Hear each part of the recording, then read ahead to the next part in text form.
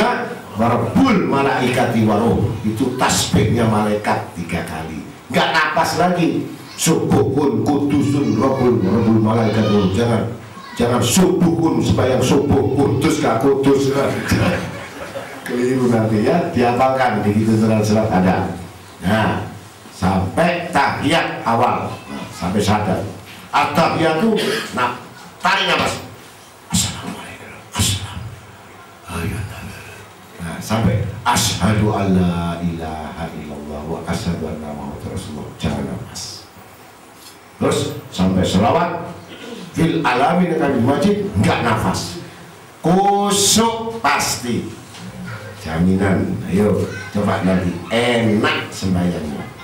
Sing diutang lali. Coba. Sing diutang lali, sing gak ada duit lali, sing di duit lali kabeh, sing di bojo lali, sing duwe anak lali. Ngerti? Elingan bekan betul apa betul? Pokoknya sembahyang yang tidak ingat yang lain-lain itu berarti khusyuk. Apalagi dari Fatihah sampai surat ya, kuliah kafirun gak napas. Luar biasa tulisannya.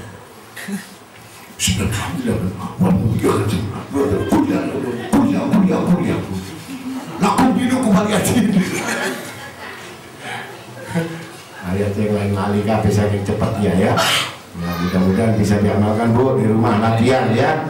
Nah, itu yang namanya bertobat. Barang siapa yang bertobat sedangkan dia tidak mau sedekah dengan kelebihan hartanya, termasuk juga golongan orang yang tidak bertobat. Tahu Bu, yang wajib sedekah adalah orang-orang yang sudah punya penghasilan. Ya, punya. Yang tidak punya penghasilan tidak wajib sedekah karena tidak bekerja, dia harus menerima sedekah. Paham Bu? Jadi kalau orang anak sekolah SD sedekah nggak boleh. Ya, itu untuk sahur. Jadi yang udah kerja 1 bulan hasilnya 200.000 wajib sedekah karena kerja. Tapi janda-janda yang tidak kerja ngenteni cebloan. Paham Bu? Paham? Jadi mudah-mudahan yang nggak kerja-kerja semua ini jangan menolak apabila menerima rezeki. Itu memang haknya. Gitu. Jadi orang yang punya penghasilan wajib bersedekah. Kalau nggak sedekah berarti dia tidak bertaubat. Gitu. Terus kalau yang orang miskin, bagaimana cara bertaubat? Gampang. Ya Allah, aku tidak bisa bertaubat, tetapi Engkau telah menjanjikan kepada Nabi Muhammad SAW, wahai orang-orang yang miskin yang tidak memiliki untuk mampu bertaubat, maka bersedekahlah kamu dengan sholat tasbih.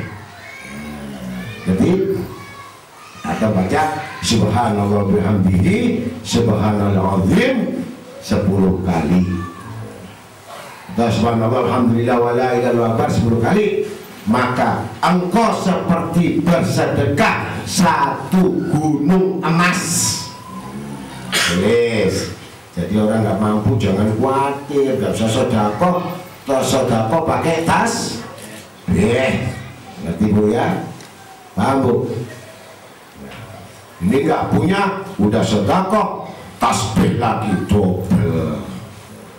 Jadi mudah-mudahan orang yang bertaubat harus setiap hari bertasbih kepada Allah. Ya Bu ya, 1 hari 100 kali. Orang beriman itu harus baca tasbih 1 hari 100 kali. Subhanallah alhamdulillah wa la ilaha illallah wallahu akbar la haula wa la quwata illa billahil aliyyil azim. 100. Jadi ingat-ingat mau tidur, alhamdulillah wa la ilaha illallah wallahu akbar la haula wa la quwata illa billahil aliyyil azim. Dengan ada wudhu. Kalau datang bulan ada halangan, sholawat. Allahumma sholli ala sayyidina Muhammadin sholatan tarfi'u biha dhunub wa tuslihu biha al-qulub wa tantaliqu biha al-usub wa talinu biha as-sulub wa ala alihi wa sahbihi wa mansub. kalau datang bulan pelak, walaupun sampai dapat separuh. Misalkan Allahumma sholli ala Muhammadin sholatan taflu biha dulu, pelak, dihitung sama Allah dia telah berselawat dan bertaubat di sisi Allah. Murah banget bu, mantuk berat itu ya. Kalau yang nggak hafal sallallahu ala Muhammad sallallahu ala Muhammad, innalillah, mati. Alhamdulillah, mati tinggal baca salat. Banyak sekarang tuh modelnya kejutan semua, mati tidur, sujud mati, nunggu-nunggu mati. Wah, orang mati sekarang macam-macam. Nah, tapi sebelum mati enak kalau baca sallallahu alaihi Muhammad sallallahu alaihi Muhammad. Apa saja subhanallah. Nah, di situ maka ngerti orang-orang yang bertobat. Surga ini tidak akan boleh dimasuki kecuali bagi orang-orang yang bertaubat di sisi Allah. Karena dengan bertaubat ini, saya niat taubat kembali kepada Allah. Baru niat, belum sholat, belum istighfar, Allah turun ke langit bumi. Langit yang pertama turun Allah Ta'ala. Siapa hambaku yang punya niat taubat? Jadi bukan kamu sudah jalanin, Allah baru menunggu, tidak. Tapi Allah sudah menyambut kepada hambanya. Innallaha yuhibbut tawabin wa yuhibbul mutatahhirin. Karena Allah cinta kepada orang yang bertaubat. Baru niat, ditunggu sama Allah. Siapa hambaku yang bertaubat itu?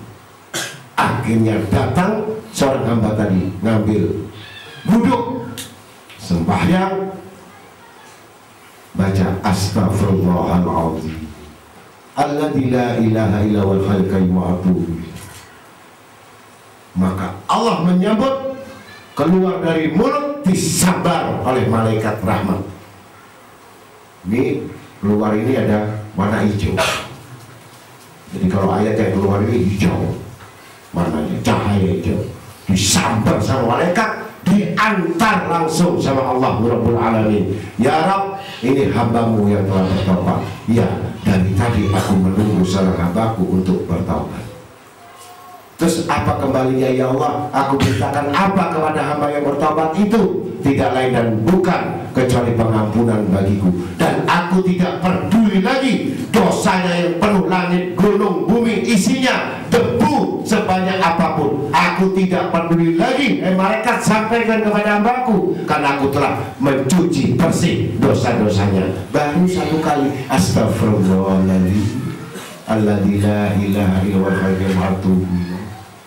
Maka Bu, mudah-mudahan kalau malam Jumat anak-anak habis maghrib atau isya ditambahi doa istighfar 70 kali. Astaghfirullahaladzim innahu kana ghafara. Astaghfirullahaladzim innahu kana ghafara. Astaghfirullahaladzim innahu kana ghafara 70 kali setiap malam Jumat. Barang siapa yang baca istighfar ini 70 kali di dalam malam Jumat, maka Allah ampunkan dosanya 70 tahun lamanya. Amin. Kalau malam Jumat lagi kita baca 70 kali, berarti 140 tahun umur kita. Paling keras 70 tahun paling lama. Berarti Allah Ta'ala telah menutupi dosa-dosa kita yang lalu. Dan mudah-mudahan kita semuanya mengerti dengan ilmu dan pemahaman bagaimana cara kita bertaubat kepada Allah, terutama malam Jumat. Astaghfirullahaladzim innahu kana ghafara 70 kali ya. Mudah-mudahan dengan sedikit ini bertaubat sudah selesai. Mudah-mudahan semuanya dapat pengampunan dari Allah untuk bulan Syaban, untuk menyambut bulan Ramadan, bulan yang penuh barakah dan rahmat dan maghfirah, agar kita bisa menunaikan kewajiban-kewajiban Allah yang telah diputuskan kepada kita, sehingga betul-betul yang kita puasa diterima. Maka dengan demikian ada satu hal yang perlu diingat dan wasiat, karena pada akhir Syaban Jumat akhir Syaban, di mana Rasul SAW pada hari Jumat khutbahnya. Begitu saat berdoa, Nabi mau berdoa, akhirnya Nabi SAW tidak berdoa. Tapi semua sahabat, semua orang-orang di masjid pada heran melihat keadaan Nabi waktu di atas mimbar. Karena Nabi tidak berdoa, tapi Nabi hanya amin, amin, amin. Maka sahabat bertanya, ya Rasulullah, kenapa engkau tidak berdoa? Apa yang terjadi? Wahai Jibril, wahai umat, wahai Amirul Mukminin, ketahuilah, tadi malaikat Jibril datang di sebelahku menyampaikan wahyu kepadaku, sehingga aku tidak jadi berdoa, tapi malaikat Jibril yang berdoa, maka aku mengaminkan. Apakah doanya malaikat Jibril itu di dalam waktu Jumat akhir besok bulan Syaban? Maka doanya tidak lain, celaka, celaka, celaka kepada umatmu wahai Rasulullah, yang mana dalam puasa itu tidak diterima puasanya, bahkan dia masuk di dalam neraka. Maka tidak ada lain, maka Rasulullah mengatakan amin. Yang kedua juga, celaka, celaka, celaka umatmu wahai Rasulullah, semua akan puasanya tidak terima dan mereka dimasukkan dalam neraka. Amin. Yang ketiga lagi, celaka, celaka, celaka, sampai 3 kalimat ke Jibril, langsung diaminkan oleh Rasulullah SAW. Apakah 3 perkara tadi? Yang pertama, para hadirin, pada saat dia mau berpuasa tidak minta ridho kepada kedua orang tuanya, walaupun mertua, walaupun orang tua kandung, walaupun yang mati. Kalau bahasa orang Jawa megengan, yaitu kalau belum bulan puasa ziarah kubur, minta restu, minta doanya karena mau masuk bulan Ramadan.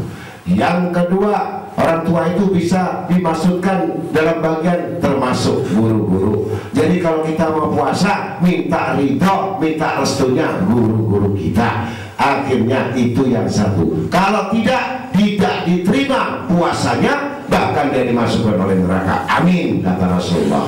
Yang kedua, yang mana kedua, dia punya tetangga, punya kerabat, punya sahabat, punya teman yang pernah disalahi, dia tidak minta maaf. Walaupun istri pun terhadap suami, suami pada istri tidak memaafkan, sama jamaah teman pun tidak memaafkan, maka di situ puasanya ditolak. Kata Jibril, amin, kata Rasulullah, masuk dalam neraka. Yang ketiga, terus berbuat maksiat, dosa, judi, main, minum, arak, mabuk, terus tidak mau bertobat di dalam puasa itu, maka tempatnya adalah neraka jahanam. Maka diaminkan oleh Rasulullah SAW. Jadi ingat Bu ya, 3 ya, anak-anak yang mau puasa suruh minta ampun, kemudian minta doa restu orang tua ya Bu ya. Nah sini nak, saya restui kamu untuk berpuasa, walaupun luar kota maupun jauh, mertua atau orang tua, tetap minta doa restu agar puasa kita diterima oleh Allah. Yang kedua, kita ridho, ikhlas, dimana pernah kita menyakiti atau disakiti suami istri atau tetangga atau teman atau sahabat yang dekat, kita saling memaafkan dan kita memaafkan juga kepada mereka, maka itulah puasa yang diterima. Kalau tidak, dia tidak diterima sampai hari kiamat, bahkan dia masuk dalam neraka, dikekalkan. Yang ketiga, dia terus berbuat maksiat, dusta, terus bohong, terus maksiat, terus berbuat aniaya, terus menerus, yang tidak bertobat kepada Allah, maka dia puasanya juga tidak diterima oleh Allah. Mudah-mudahan ini masukan yang paling bagus, di mana hadis Rasulullah SAW, jangan sampai Rasulullah mengaminkan dari doanya malaikat Jibril kepada 3 manusia yang tidak diterima puasanya di dalam bulan Ramadan, dan tidak diterima pula pahala kebaikannya karena tidak memenuhi syarat yang demikian. Maka mudah-mudahan kita semua dengan nasihat ini kita bisa melaksanakan, walaupun berat hati, walaupun sangat kesal hati, walaupun kita tidak berkenan hati, tetapi itu adalah kewajiban bagi orang beriman untuk memaafkan atau dimaafkan, atau kita harus meminta doa restu dan mohon ampun kepada kedua orang tua kita, dan kita yang punya